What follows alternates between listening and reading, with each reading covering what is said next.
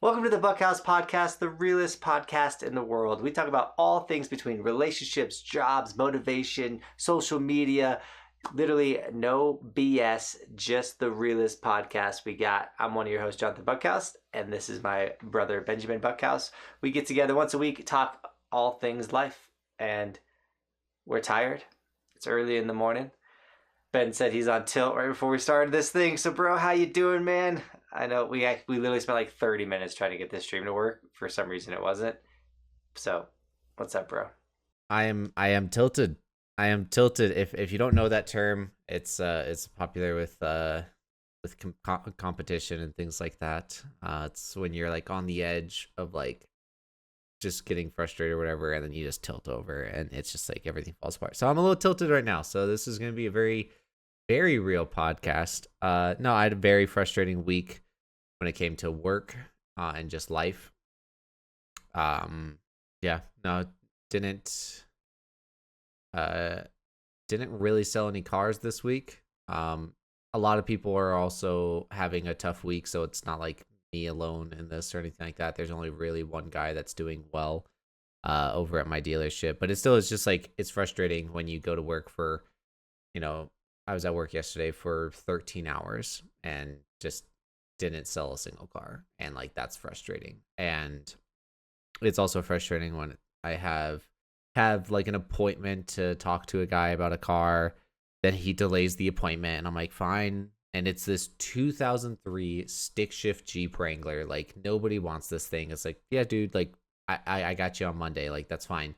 But then all of a sudden at 6 p.m. a family walks in and wants to look at that, and now one of my colleagues is gonna sell it, and I'm like, what are the freaking chances? So it's like, even the things I do have going, like the little bit of things I may have that may turn into a car sale, is just like falling apart. So yeah, there's some frustration there. You now have that as an example, though. What do you mean by an example? When someone's like, hey, I need to delay, I need to come, like, so, hey, I need to delay, I need to come in tomorrow instead of today. I know. I've already done it. Hey, man, that's fine. I get it. Life happens. I need you to know this happened last week, even if it's like 2 months down the road. Like, my colleague sold the car that guy wanted to come in tomorrow to look at.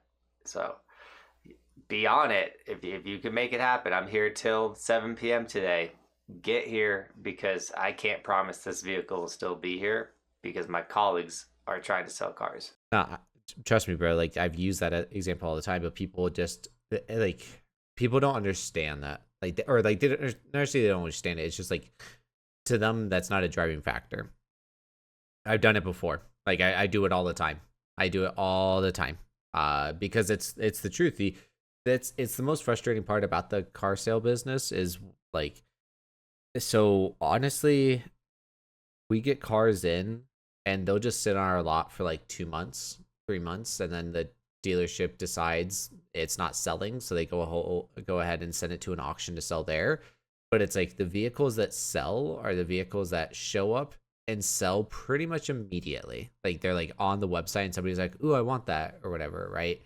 And so yeah, like, I push people. I'm like, I'm not trying to be a pushy car salesman. It's just like, hey, do you want this car? There's no like, hey, I want to think about it, or yeah, let me bring my wife next week. Like, that's not an option. Like, that's just period. And I'm actually telling you guys this as advice. If you guys want to buy a vehicle, especially a pre-owned vehicle, if you're buying new vehicles, it works completely different. But if you're buying pre-owned vehicles, my manager said it in a very specific way that made sense. He was like, when you're looking at these cars, it has its own unique DNA. You're not going to find this exact car for this mileage, this price, these features out there. Like, that's just not how it works anymore, right?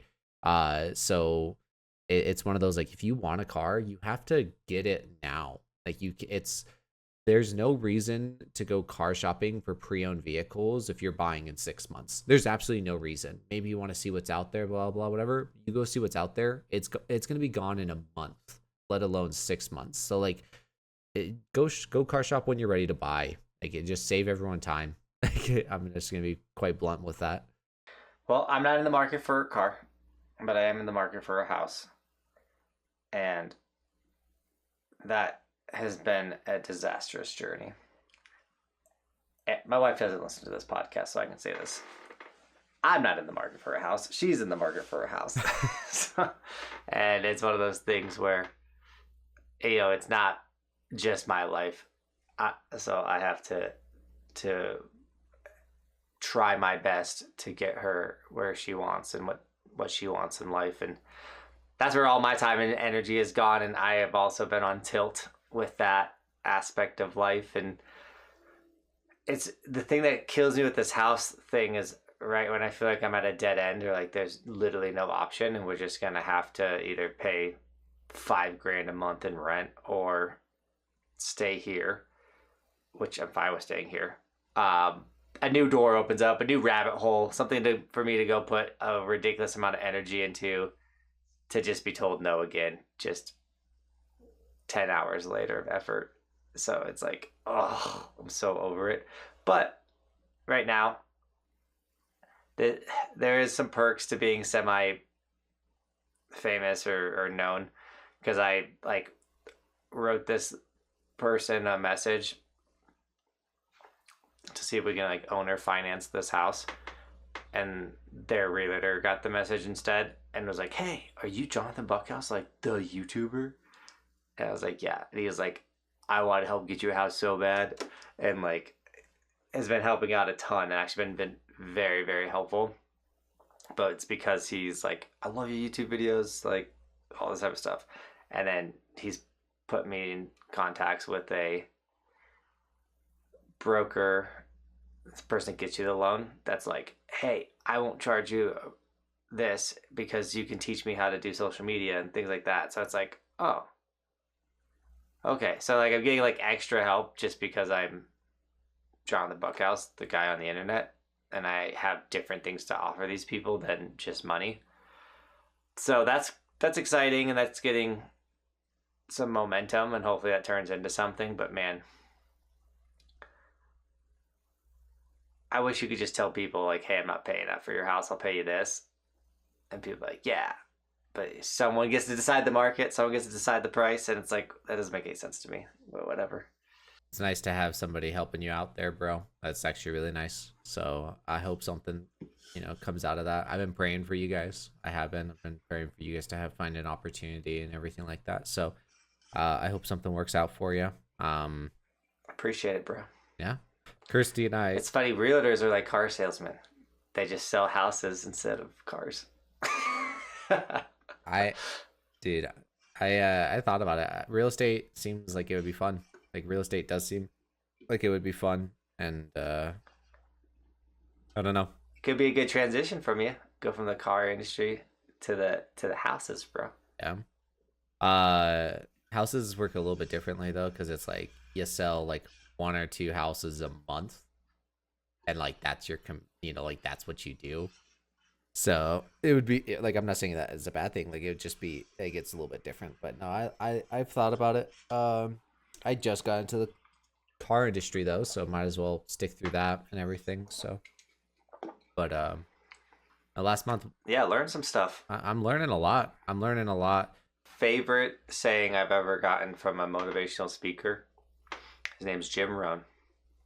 And he said, don't ask what you will get from a job, ask who you will become from the job. So the compensation might be low, or with the car industry, like it's really frustrating. You just had a week, 2 bad weeks where you didn't really sell any cars. But as long as you're becoming a better version of yourself, you're becoming a better salesman, you're becoming more, then it's okay. I mean, it might not be okay for your bills, but it's okay. Like, it's the same premise of like, learn to work harder on yourself than you do on your job. Like becoming something, a better version of you, becoming the best version of you is more important than what you getting financially right off the bat. Yeah, I wouldn't like it. It's a good kind of idea, because like I don't necessarily know what I'm gonna gain. Like it's not that I don't know. It's like I haven't had that approach, so I haven't thought about it yet. But I don't know. I'm right now what I'm looking to overcome, or looking to learn and looking to grow, is just like overcoming objections. And you know, it's something that I've done before and everything, but it's just like hearing what people are saying and just what excuse they're saying on why they don't want to buy a vehicle and just like overcoming that. Because the majority of the time it's not a legitimate reason, but that's what a good salesman's supposed to do, and you know, just learning how to talk to these people and everything like that. And that's funny. Right now I'm also focusing hard on social media for the car sales, seeing if that's gonna turn into anything. So yeah. I mean, yeah, if you got the time to sit and edit at the car dealership or make the content. I saw you pulled in one of your coworkers for a video, so that was pretty cool. It's one of those things where also like in snowboarding, it's probably similar, but someone's saying they want to do something, but they're not, their actions aren't reflecting their words.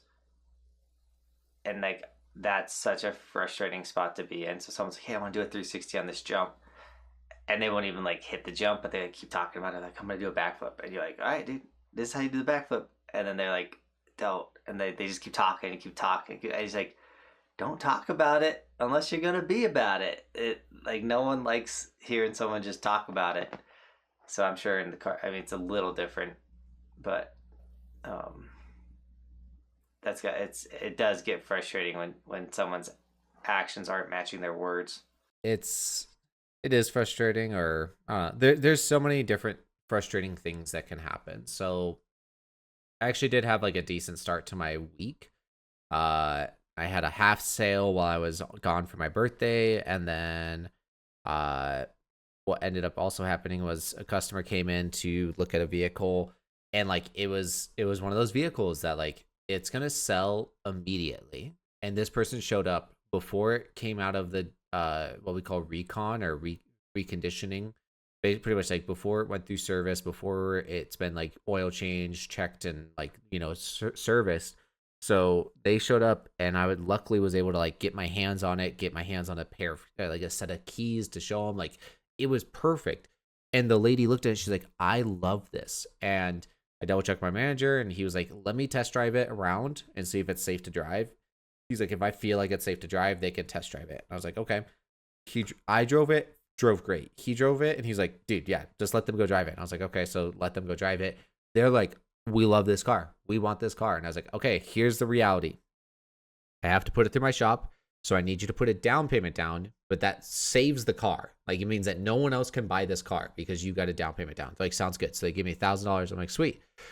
Her credit's frozen, so we can't finalize it. I'm calling her the next morning because she's got to unfreeze her credit. She's like, yeah, yep, I got you. She's unfreezing her credit. Then she calls me, and I'm like, hey, what's up? And she's like, hey, so my son just called me. He bought a car up in Denver, and he's giving me his old car, so I'm not gonna buy that car.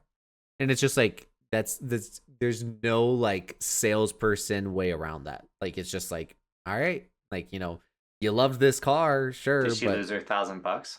No, she got her $1,000 back. We're not a sleazy, terrible company or anything like that. But it's just like, oh my goodness, you know, like there's nothing I could have done. Like I did everything right. But like she was given a car. Like you just can't beat that. So, yeah, like it's one of those. You could have gave her a car. I could have, yeah. I could have just spent the $10,000. Yeah, you could beat it. So you know, like you could beat it. So there's most definitely frustrating things that just come out of nowhere, right? And so there's like the people that talk about it or whatever, and there are people that like you listen to them and you're like, you are just wasting my time. Like it's just one of those like, you're not gonna buy this car. Like I've had a couple kids. I was gonna say I would have it at Target all the time. Someone walk up like, tell me about this TV, and you're like, dude, I know you don't want to buy a TV. You just want to know what I know, or you're like, you're just here wasting time. I mean, Target wasn't cars or anything, but those people exist. Yeah, I helped this kid like a month ago, I want to say. He was like 18, 19, had his girlfriend with him, and he was looking at Chargers and Challengers, and he's like, yeah, this is my car right here, that like I'm gonna get something like this.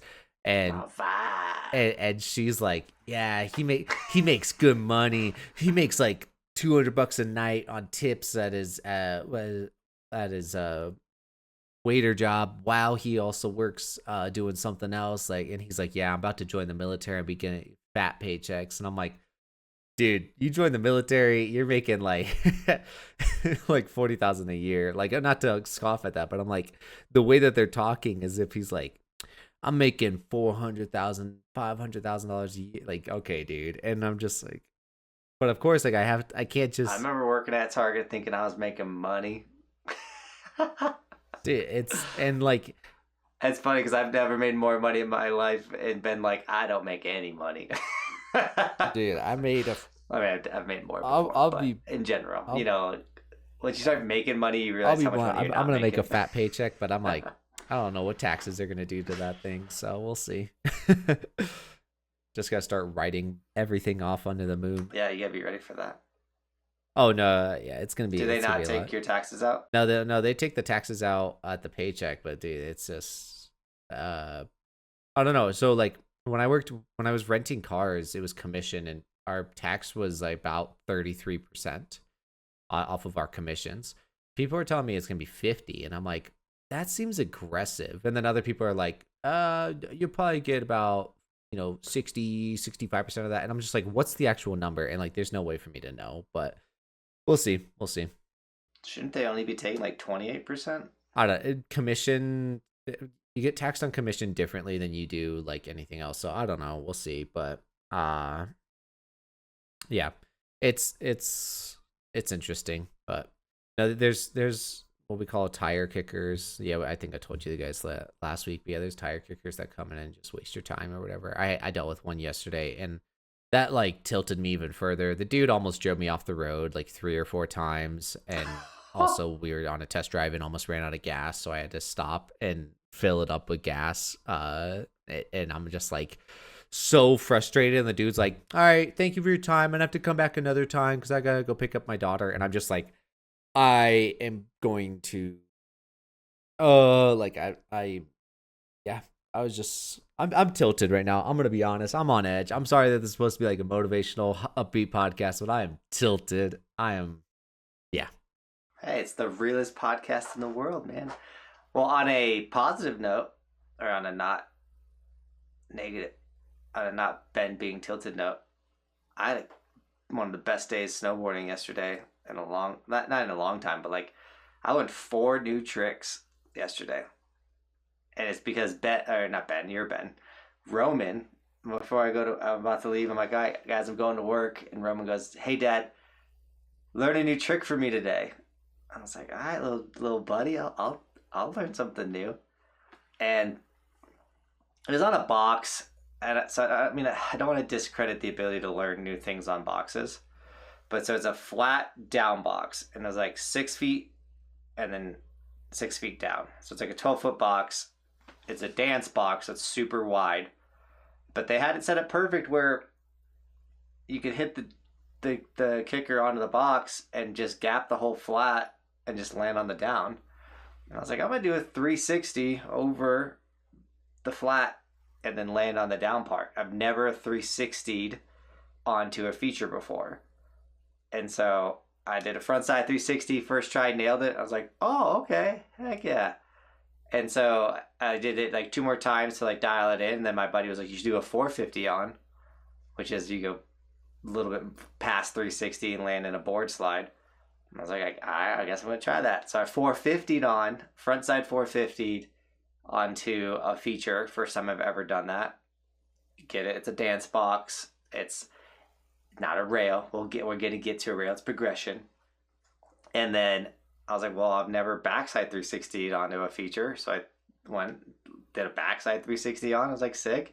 And he's like, well, why don't you just do backside 450? And I was like, oh my God, okay. So I threw backside 450 onto the feature as well.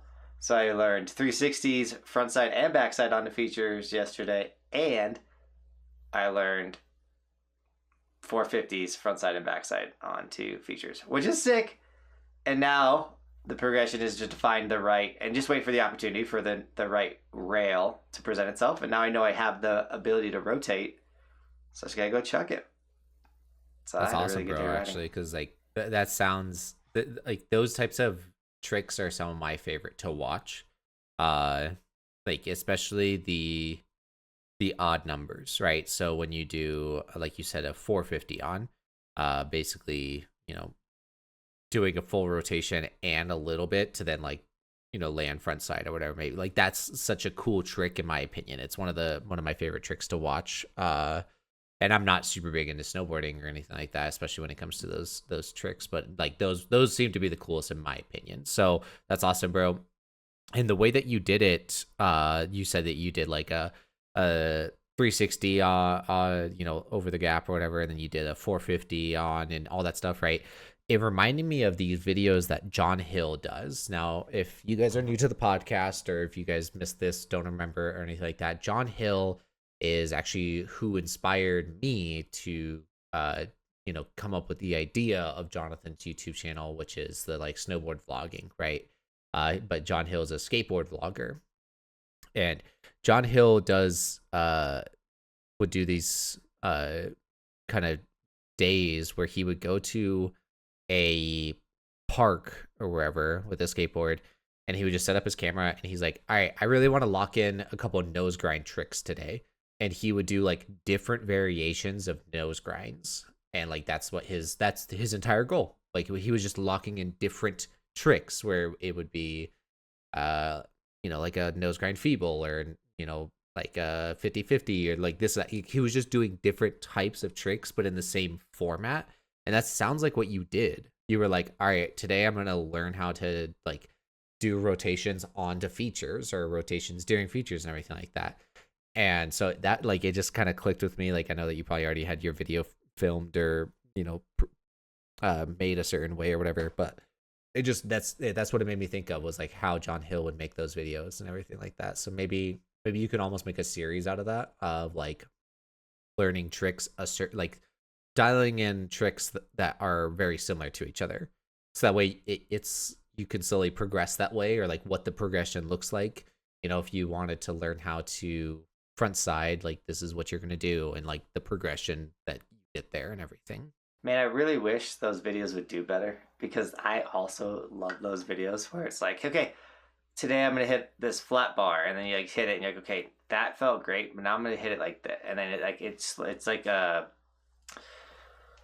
not a rabbit hole, but like, you slowly snowball into like, oh, I'm warming up. I'm warming up to this feature. I'm getting more confidence on this feature. Because I'm getting more confidence, now I'm going to do these harder tricks. And then, I just did a 360 on and that felt great. I think I go one more rotation. Like I think I could do this one more step.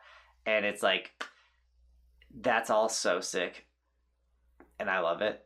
But sadly, not everyone does. So I know what you're saying. I'd love to do it. And I'm not saying I won't do it, because sometimes I make content for myself. I feel like with what you've told me, content does well on. And if you do it correctly, I feel like you could most definitely make it work. And are you familiar with the John Hill videos that I'm referring to? Yeah, I watch John Hill. Okay. He follows me on Instagram. I know that. But what I'm saying is like, so John, like imagine so cool. you could do this in like the backyard park, where you just set up a camera and just click record. You don't even move it. And you just have your mic attached to you, and you just like kind of like have your monologue going in your head, right? And you've talked about it, how like those kind of it reminds me of that guy that blew up on YouTube and everything, that would just kind of have like his helmet cam and would just be like talking his thoughts while snowboarding, and he went like semi-viral for that and everything. That's what it makes me think of. Like I feel like you could easily do that. Yeah, doing the talking and your thoughts. So I will say, I have made a short of the progress of me going for the 360 and then taking it from 360 to 450 and then taking it to backside rotation, which is harder than frontside rotation.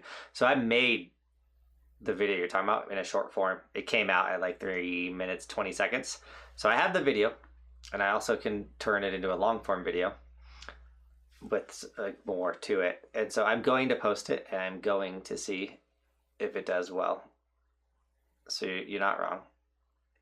And yeah, it's one of those things where content's always changing, content's always evolving. Content that didn't used to do good can do good now. I remember for a while POV was like hated on, and POV was like not good if you wanted to get snowboard content on the internet. And now people love POV, but also I remember vertical. If you put a vertical video on YouTube, people were like, "What's wrong with you? How dare you? It needs to be horizontal." Now every piece of content's vertical because of the phone. So it's always changing. It's always evolving. So you're right.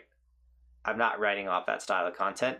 And if I still have the backyard park, I love the idea of setting up a camera and just going for stuff and talking and doing that. So I'm all about it.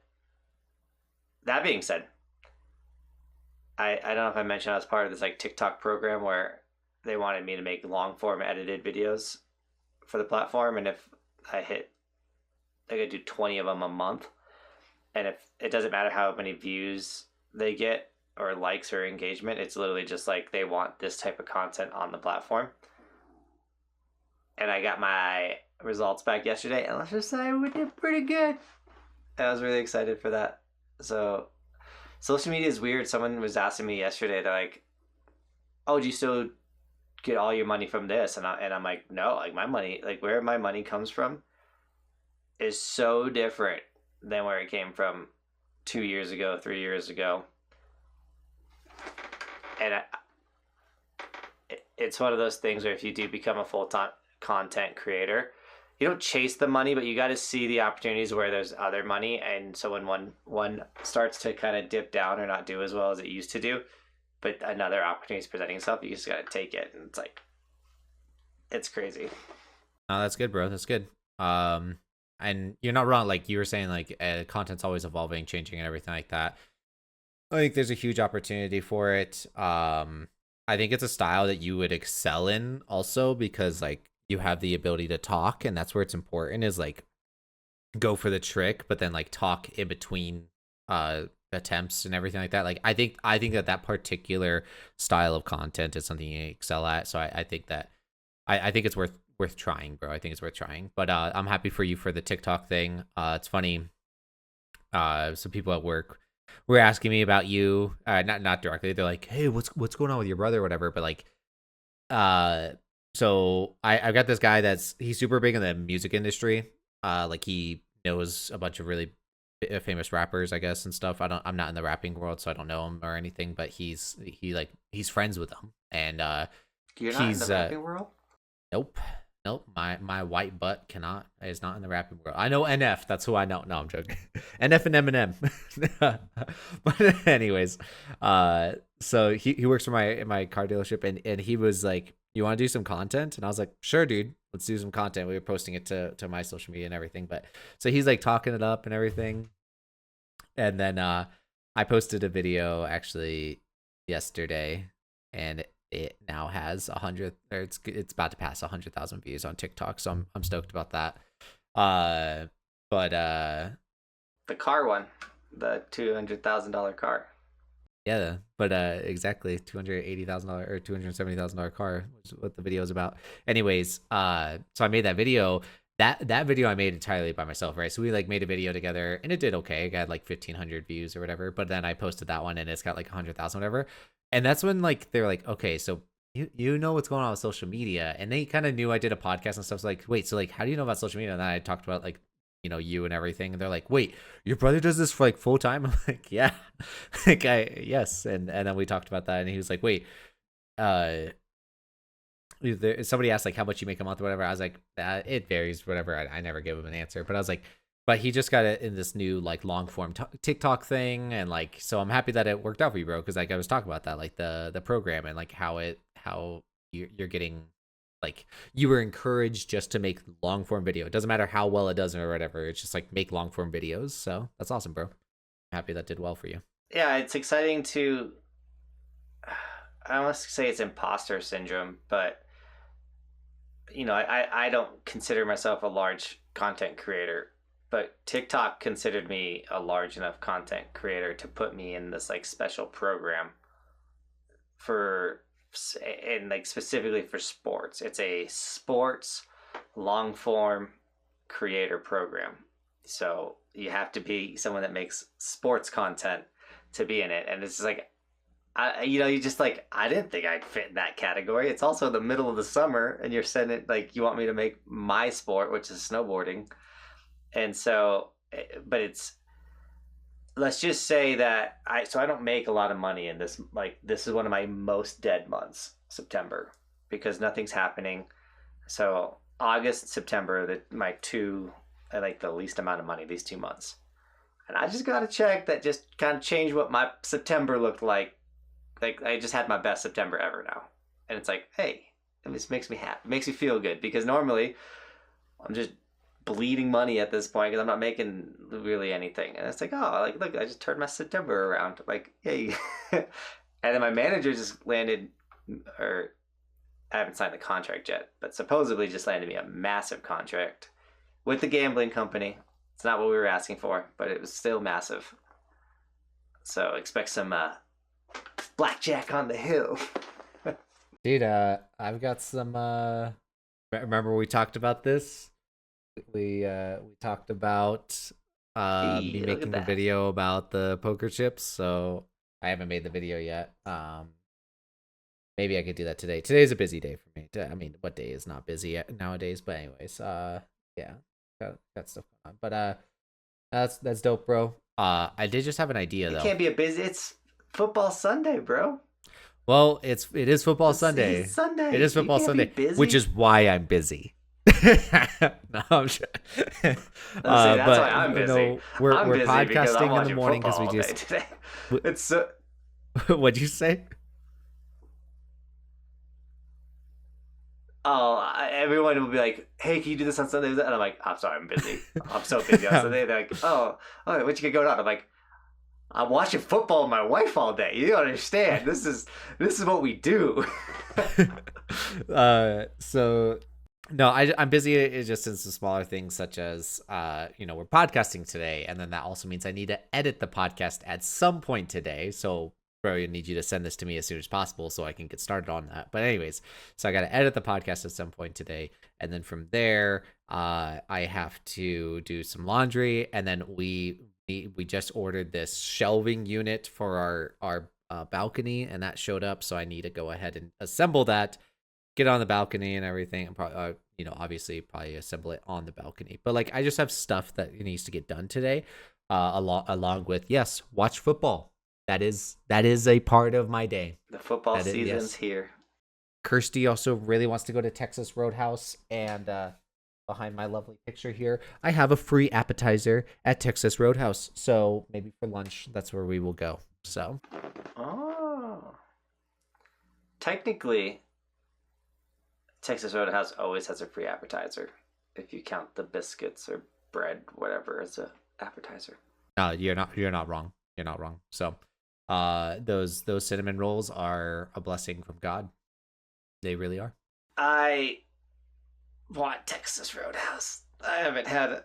Me and Bobby have been doing very good and not spending money, not going out, and just hunkering down for this house situation. I'm very happy for you. But man, I'd go eat some Texas Roadhouse. I'm very happy for you. I will say I wanted to spend some money to invest in myself a little bit. Johnathan and I have slowed down on the book club, so sorry everyone, but I got The Way of the Wolf by John Belfort. This is the Wolf of Wall Street guy. I didn't do any research into this book before I bought it, but I just was like, you know what? I want a new self-help book, and this is a book that looks interesting to me, especially when it comes to sales. So I went ahead and bought this. That's where I'm trying to spend my money right now. I got the answer for you right before you talk to a customer.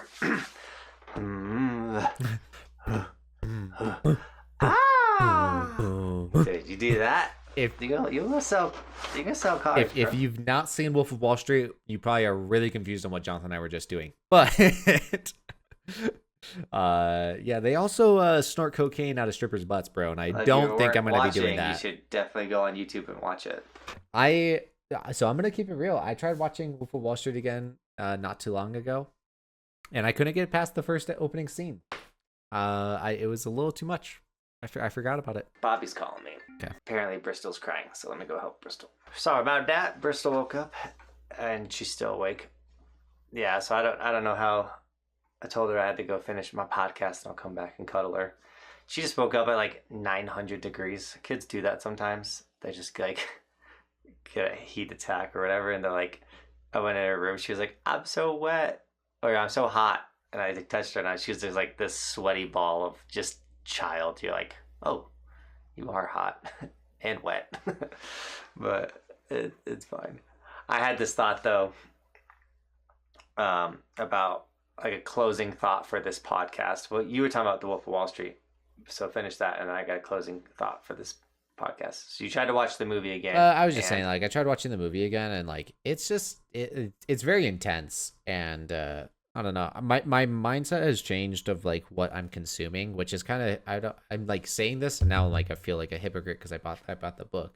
This guy's really intense. If you haven't seen Wolf of Wall Street, the intro scene is quite literally him, like the actor, Leonardo DiCaprio's snorting cocaine out of a stripper's butthole, and I'm not even exaggerating. That is the like one of the first scenes, right? So it's a very intense, very raw movie and everything like that. And like I just am more cognitive of like what I'm consuming. I've actually been like removing music from my playlist, like music I've listened to for years, like going on 2 decades of listening to the same music. But it's just because it's not about the same stuff that I want to like be consuming in my life, right? I'm saying all this and I feel like a hypocrite for buying the book, but anyways. Yeah, but the movie's a more dramatic sized, like that book is about selling that you purchased, but The Wolf of Wall Street was a very glorified version of this like chaotic life. No, that's 100% true. Like the movie was more so like when his lifestyle while being there, because his lifestyle was a complete mess, and like he was on drugs and drinking all the time and everything, right? That's not what I want to live by. But if he was a really good salesman, so if I can learn some stuff from this, then that's my takeaway, right? So, but anyways, yeah, like it was hard for me to watch Wolf of Wall Street. I ended up not even making like 5 minutes in because it was just like I'm more cognitive of what I'm consuming in my life nowadays. So, well, apparently my dog is throwing up on top of my dog. All right, so let's just wrap this up. This is my closing thought or thing that I heard, and it's about being popular. And it was like kids that are popular in high school, they did a study on it, and it was like what made kids popular in high school. And it wasn't that they were good at sports or they were the prettiest or they were this or that. What made the kids popular the last couple of years in school where they were the nicest to other people. The more people they interacted with, they were extremely nice to them. Thus, they became popular because they were nice to so many people. So if you want to do well on social media or do well in your job or be more popular, be nicer. And you will see a dramatic increase in your popularity or the way people perceive you or think about you. That's a great thought. And I feel like that I know that to be true because that's my goal in life, is to just try to be as nice to people as I can be. That's a great goal, bro. That's a great goal. That's a great takeaway from this and everything like that. I will admit my social media is in an interesting spot right now, so we'll see how that goes. I will test your theory though soon. Yeah, be nicer to people. But Johnathan, go ahead, take care of what you got to take care of. I'll start wrapping up the podcast. Love you, bro. My life is falling apart. We'll see you guys later. Thanks for watching, guys. Thanks for listening. Like, subscribe. I got children waking up, dogs throwing up. I have no idea what's going on. So I gotta go back to reality. So I'll see you guys next week. Ben, I'll send you this podcast. Peace, bro. Peace. Yes, thank you guys for watching. Thank you guys for listening. Thank you guys for being a part of the podcast. I really do appreciate it. Life is a roller coaster, and I think that we're all experiencing that.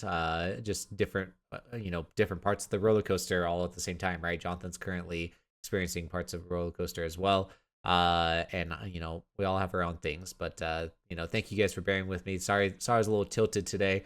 But that's the point of this podcast. Even when we're tilted, mad, angry, sad, whatever it may be, we're showing up every single week for you guys. So yeah, let us know if you guys have any thoughts about this. Join the conversation down below. We really do appreciate it. And we'll see you guys next week with another episode. Peace.